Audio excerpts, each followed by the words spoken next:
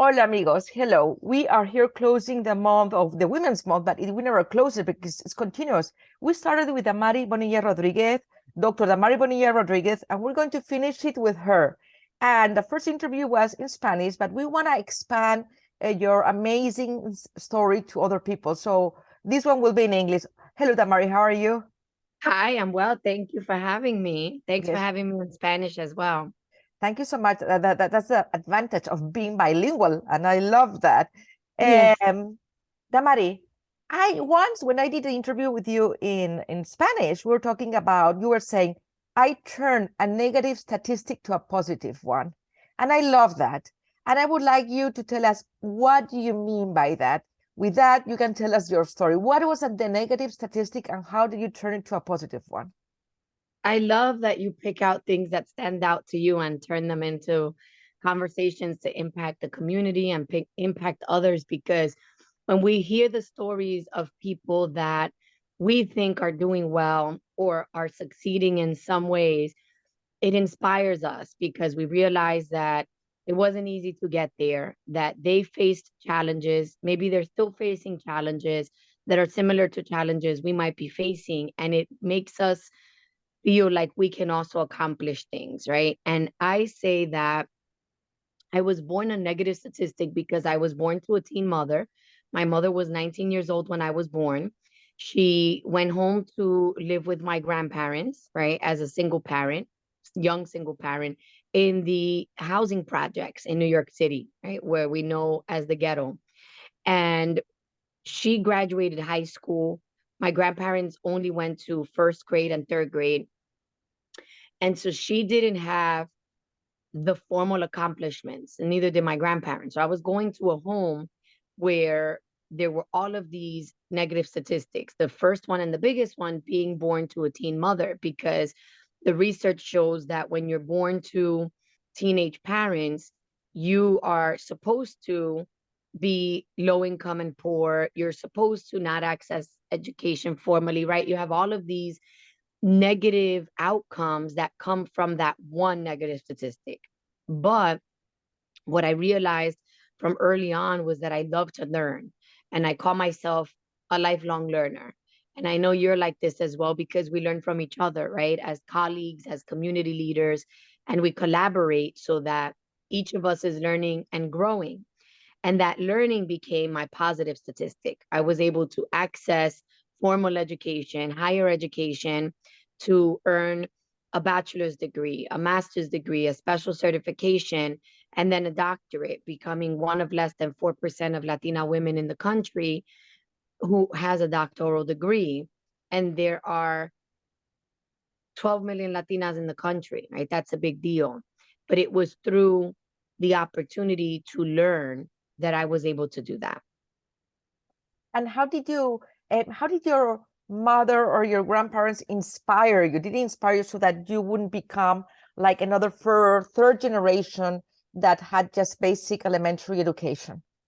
That's a great question, especially for communities of color where people understand the value of education, but because they weren't able to access it for different reasons, whether it be citizenship, whether it be money, whether it be just not knowing, people don't know how to support their kids into pursuing higher education. So I love that we are addressing that, especially during Women's History Month, where we know that mothers and caregivers often are the ones that push their family forward, that oversee, right, the kids and what the kids are doing.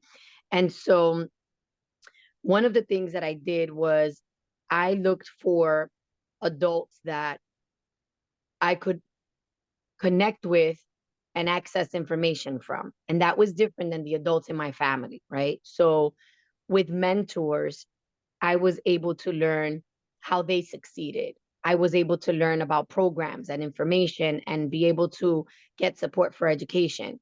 With my family, the answer is yes, they were a motivation and they still are. My mother died when I was 8 as a victim of homicide, and my grandparents have both passed away since then, but they continue to be a motivation because after my mother died, my grandparents raised me. And knowing that they took on young kids, young girls when their mother was no longer around, even though they were older, even though they didn't know how to navigate those systems of education and healthcare and those other areas where they would have to fight for us, they did it. The passion, the love, the care had my grandmother going to school and fighting for everything we needed, right? And Said that, they yeah. learned how to speak English, and they learned how to read, and they learned all of these skills that helped them help me, even though they didn't have it. And along the way, they celebrated that. And so they continue to inspire me because, one, I want to honor their sacrifice and the love and the foundation of family and faith, which I pass to my boys. But two, I know that there are so many members of our community and society that are still like my grandparents and my mother, that are negative statistics because they were young parents, single parents, not formally educated. They have language barriers.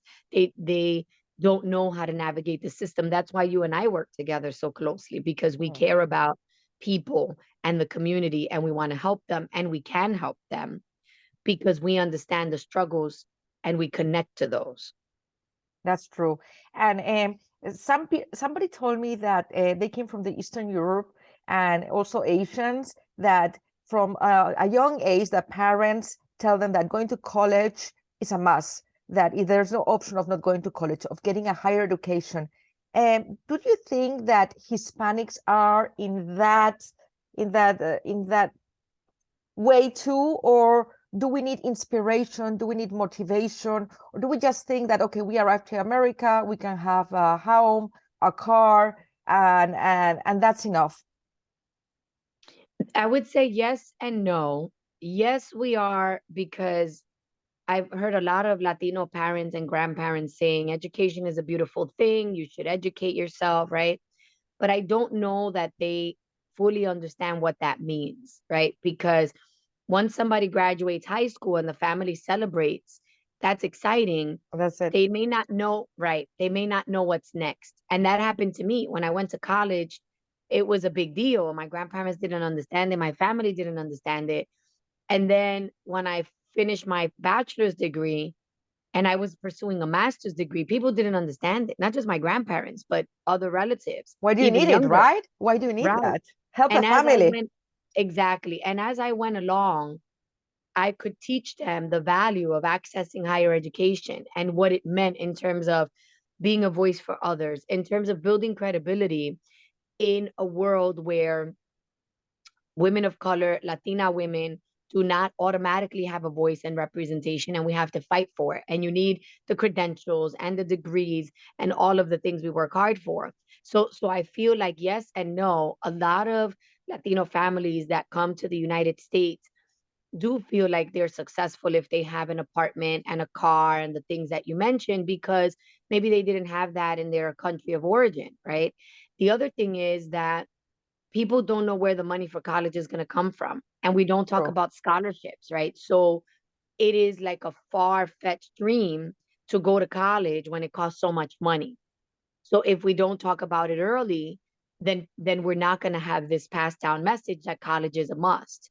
And so for me, because my husband earned his degree and I have my degrees, we've introduced our boys to college from an early age. We've taken them to college campuses. We talk about the value of higher education, and it's something that we expect that they're going to do. Now, if our sons, one or both of them, decide that they want to pursue a technical career or a different kind of career, that's fine. But some form of education has to go with it, right? There's a technical degree. There are schools for the trades. There are different opportunities. So education does not just have to be a degree. You can educate yourself in different ways. You can earn certifications. You can earn other credentials. So really putting on the plan college with other options is important. What do you think your life would have been if you hadn't had those mentors, that drive?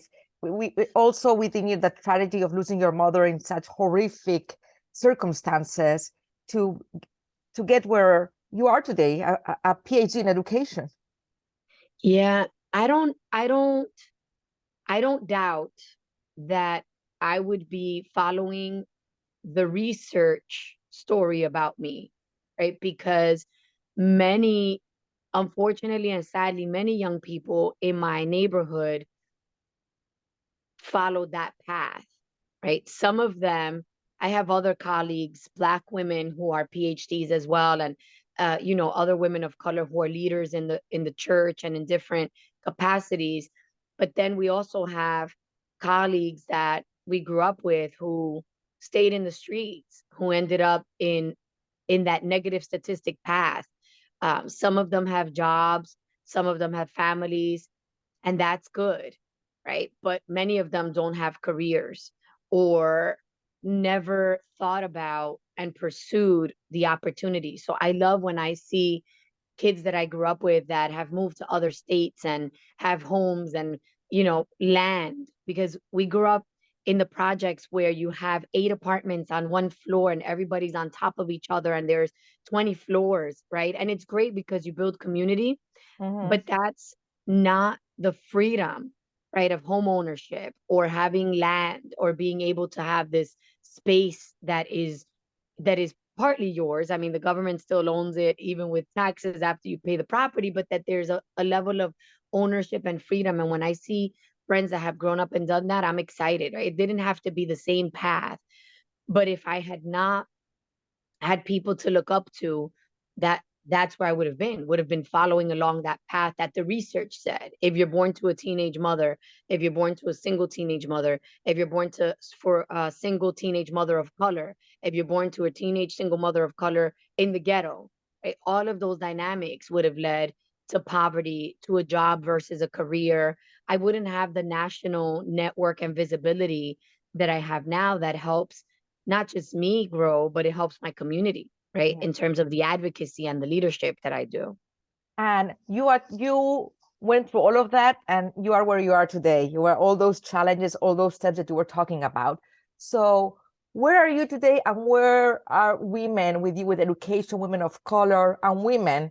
Where are they positioned today, and what are still the challenges that they face?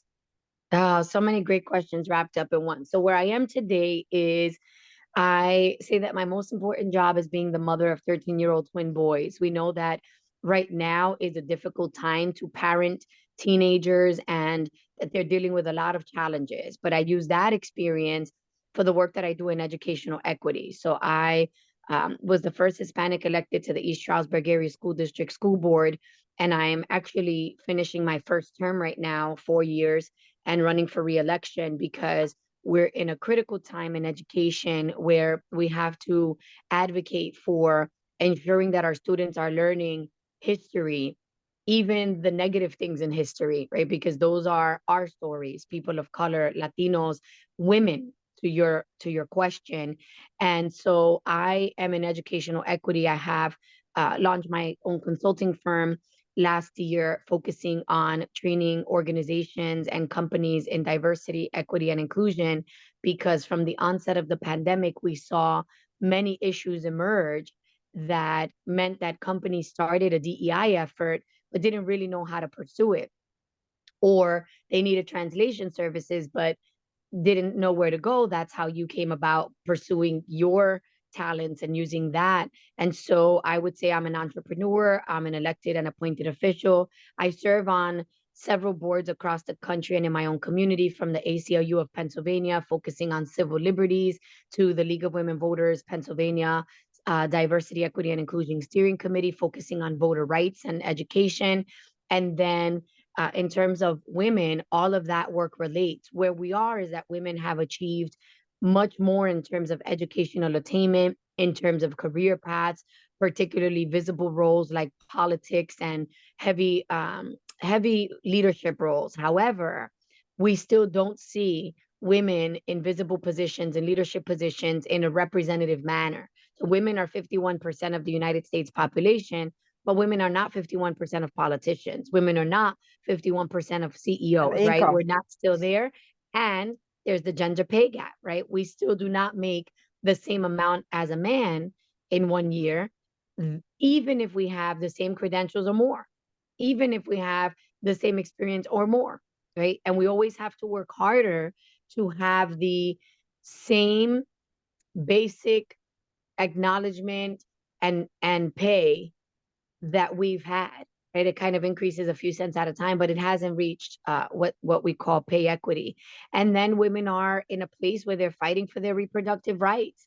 And regardless of your religious, spiritual beliefs and how you feel about abortion, women's reproductive rights have not one thing to do with abortion. That's just my body, how I take care of myself, health equity. And so, we've backrolled policies and laws that were protecting women's rights. So we're in a place where we can either move forward or go all the way back.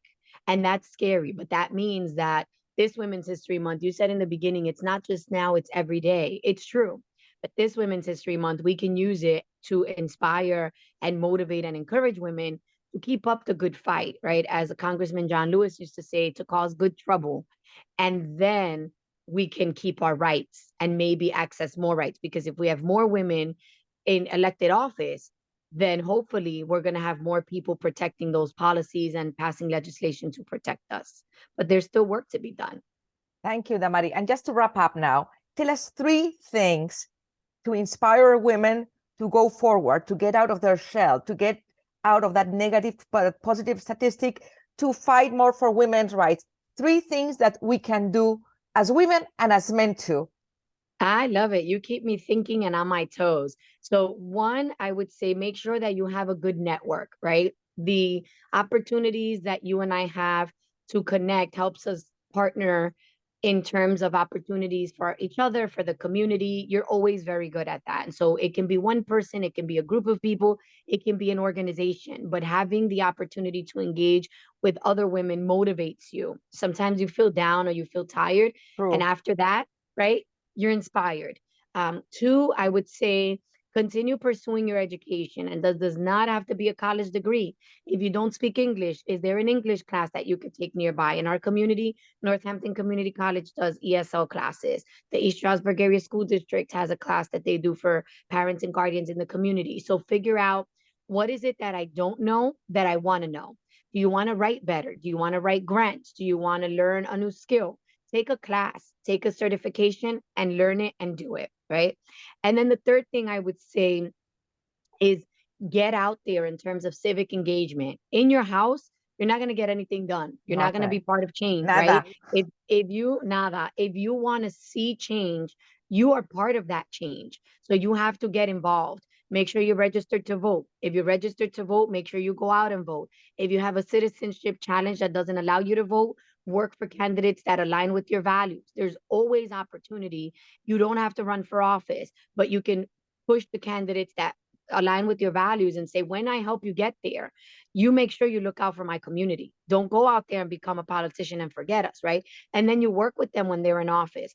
Go to events. We just had an event on Friday that you and I were part of about school boards. So many people left there saying, I learned so much. I learned so much. And there's still questions, right? You said, I still have questions. Many. But what it does is it gets you thinking. And then it gets you learning, and it gets you growing, and it gets you thinking about, how can I connect to this work? Because I do have a role. And then it gets you thinking about more questions that helps people doing the work do the work. So it takes all of us.